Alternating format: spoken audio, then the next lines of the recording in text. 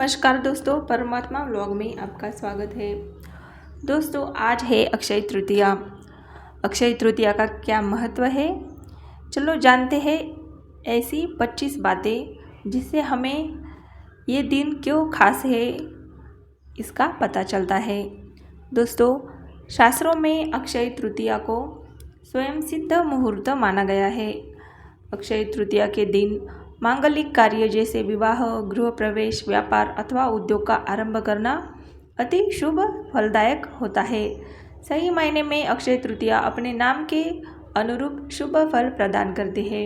अक्षय तृतीया पर सूर्य और चंद्रमा अपनी उच्च राशि में रहते हैं। तो दोस्तों, चलो जानते हैं ऐसी 25 बातें जिससे हमें अक्षय तृतीया का महत्व पता चलता है। दोस्तों, इस दिन कोई भी नया वाहन लेना हो या गृह प्रवेश करना हो, किसी भी तरह की ज्वेलरी खरीदनी हो तो लोग इसी दिन ही खरीदना चाहते हैं। अक्षय तृतीया को 3.5 मुहूर्तों में से एक मुहूर्त माना जाता है और इसी मुहूर्त पर लोग कुछ ऐसे विशेष खरीदारी करते हैं। मान्यता है कि यह दिन सभी का जीवन में अच्छे भाग्य और सफलता को लाता है, इसलिए लोग ज़मीन जायदाद संबंधी कार्य, शेयर मार्केट में निवेश, रियल इस्टेट के सौदे या कोई भी नया बिजनेस शुरू करना है, ऐसे काम इसी दिन करते हैं। अक्षय तृतीया के विषय में मान्यता है कि इस दिन जो भी काम किया जाता है उसमें बरकत होती है, यानी इस दिन जो भी अच्छा काम करेंगे उसका फल कभी समाप्त नहीं होगा। अगर कोई बुरा काम करेंगे तो उस काम का परिणाम भी कई जन्मों तक आपका पीछा नहीं छोड़ेगा। इसलिए इस दिन हमें शुभ कर्म ही करने चाहिए, वैसे तो बुरे कर्म कभी भी नहीं करने हैं। दोस्तों, तीसरी बात है, धरती पर देवताओं ने 24 रूपों में अवतार लिया था। इनमें छठा अवतार भगवान परशुराम का था। पुराणों में उनका जन्म अक्षय तृतीया को हुआ था, ऐसा कहा गया है और इसीलिए अक्षय तृतीया को शुभ मुहूर्त कहा जाता है। दोस्तों, चौथी बात है, इस दिन भगवान विष्णु के चरणों से धरती पर माँ गंगा अवतरित हुई। सतयुग, द्वापर और त्रेतायुग के प्रारंभ की गणना इसी दिन से होती है। दोस्तों, शास्त्रों में इस मान्यता को वर्तमान में व्यापारिक रूप दे दिया गया है, जिसके कारण अक्षय तृतीया के मूल उद्देश्य से हटकर लोग केवल खरीदारी में ही लगे हैं। वास्तव में यह वस्तु खरीदने का दिन नहीं है। दोस्तों, छठी बात है, न माधव समो मासो न कृते न युगम समम न च वेद समम शास्त्रम न तीर्थ गंगया समम।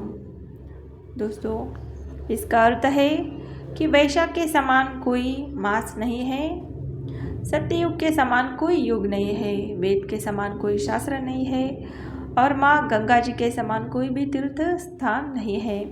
उसी तरह अक्षय तृतीया के समान कोई भी तिथि या मुहूर्त नहीं है। दोस्तों, वैशाख मास की विशिष्टता इसमें आने वाली अक्षय तृतीया के कारण अक्षुण्ण हो जाती है। वैशाख मास के शुक्ल पक्ष तृतीया को मनाए जाने वाले इस पर्व का उल्लेख विष्णु धर्म सूत्र, मत्स्य पुराण, नारदीय पुराण तथा भविष्य पुराण इनमें मिलता है। दोस्तों, यह समय अपनी योग्यता को निखारने और अपनी क्षमता को बढ़ाने के लिए काफ़ी उत्तम है, ना कि केवल खरीदारी करना। दोस्तों, इस मुहूर्त में अपने कर्मों को सही दिशा में प्रोत्साहित करने के लिए श्रेष्ठ माना जाता है। शायद यही मुख्य कारण है कि इस काल को दान इत्यादि के लिए सबसे अच्छा माना जाता है। वैशाख मास के शुक्ल पक्ष की तृतीया को आखा तीज के रूप में मनाया जाता है। भारतीय जनमानस में यह अक्षय तीज के नाम से प्रसिद्ध है। दोस्तों, पुराणों के अनुसार इस दिन सूर्योदय से पूर्व उठकर स्नान, दान, जप, स्वाध्याय आदि करना शुभ फलदायी माना जाता है। इस तिथि में किए गए शुभ कर्म का फल कभी भी क्षय नहीं होता है। इसको सतयुग के आरंभ की तिथि भी माना जाता है, इसीलिए इसे कृत युगादि तिथि भी कहते हैं। दोस्तों, अगर अक्षय तृतीया का दिन रविवार हो तो वह सर्वाधिक शुभ और पुण्यदायी होने के साथ साथ अक्षय प्रभाव रखने वाला भी हो जाता है। दोस्तों, मत्स्य पुराण के अनुसार अक्षय तृतीया के दिन अक्षत, पुष्प, दीप आदि द्वारा भगवान विष्णु की आराधना करने से विष्णु भगवान की विशेष कृपा प्राप्त होती है और तथा संतान भी अक्षय बनी रहती है। दोस्तों, दीन दुखियों की सेवा करना, उन्हें वस्त्र का दान करना और शुभ कर्म की ओर अग्रसर रहते हुए मन, वचन और अपने कर्म से अपने मनुष्य धर्म का पालन करना ही अक्षय तृतीया का पर्व हमें सिखाता है। इसी में इसकी सार्थकता है। कलियुग के नकारात्मक प्रभाव से बचने के लिए इस दिन भगवान विष्णु की उपासना करके दान अवश्य करना चाहिए। ऐसा करने से निश्चय ही अगले जन्म में समृद्धि, ऐश्वर्य और सुख की प्राप्ति जरूर होती है और इसी जन्म में तो हो ही जाती है। दोस्तों, भविष्य पुराण के एक प्रसंग के अनुसार शाकल नगर रहने वाले एक वणिक नाम धर्मात्मा अक्षय तृतीया के दिन पूर्ण श्रद्धा भाव से स्नान, ध्यान, दान, कर्म किया करते थे, जबकि उनकी पत्नी उनको मना करती थी। मृत्यु के बाद किए गए दान पुण्य के प्रभाव से वणिक द्वारका नगरी में सर्व सुख संपन्न राजा के रूप में वो अवतरित हुए। दोस्तों, इस दिन पवित्र नदियों में स्नान कर सामर्थ्य अनुसार जल, अनाज, गन्ना, दही, सत्तू, फल, सुराही, हाथ से बने पंखे, वस्त्र का दान करना विशेष फल प्रदान करने वाला माना गया है। दोस्तों, अगर वैज्ञानिक दृष्टि से देखा जाए तो दान को ऊर्जा के रूपांतरण से जोड़कर देखा जा सकता है। दुर्भाग्य को सौभाग्य में परिवर्तित करने के लिए यह दिवस सर्वश्रेष्ठ है। दोस्तों, ऊर्जा को हम नष्ट नहीं कर सकते, सिर्फ उसे एक रूप से दूसरे रूप में रूपांतर कर सकते हैं। दोस्तों, यदि अक्षय तृतीया रोहिणी नक्षत्र को आए तो इस दिवस की महत्ता हजारों गुना बढ़ जाती है। ऐसी मान्यता है।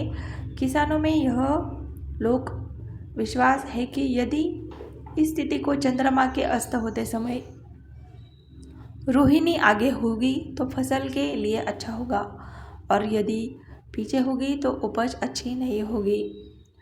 दोस्तों, इसी दिन आशीर्वाद प्राप्त करने के लिए बेहद फलदायी माना जाता है।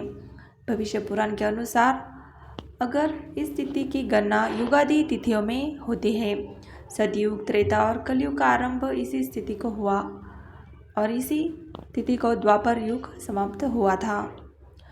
रेणुका के पुत्र परशुराम और ब्रह्मा के पुत्र अक्षय कुमार का प्राकट्य इसी दिन हुआ था। इस दिन श्वेत पुष्पों से पूजन करना कल्याणकारी माना जाता है। श्वेत यानी सफ़ेद पुष्प। धन और भौतिक वस्तुओं की प्राप्ति तथा भौतिक उन्नति के लिए भी इस दिन का विशेष महत्व है। धन प्राप्ति के मंत्र, अनुष्ठान, उपासना बेहद प्रभावी होते हैं। स्वर्ण, रजत, आभूषण, वस्त्र, वाहन और संपत्ति के क्रय विक्रय के लिए इस दिन को विशेष बताया गया है। बिना पंचांग देखे इस दिन को श्रेष्ठ मुहूर्तों में शुमार किया जाता है। दान करने से जाने अनजाने हुए पापों का बोझ हल्का हो जाता है और पुण्य की पूंजी बढ़ती है।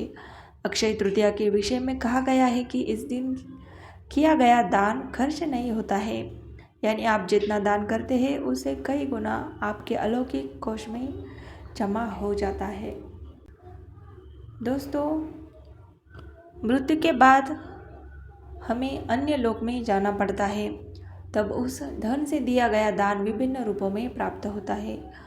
पुनर्जन्म लेकर जब धरती पर आते हैं तब भी उस कोष में जमा धन के कारण धरती पर भौतिक सुख एवं वैभव प्राप्त होता है। इस दिन स्वर्ण, भूमि, पंखा, जल, सत्तू, जौ, छाता, वस्त्र कुछ भी दान कर सकते हैं, जो दान करने से स्वर्ण दान का फल प्राप्त होता है।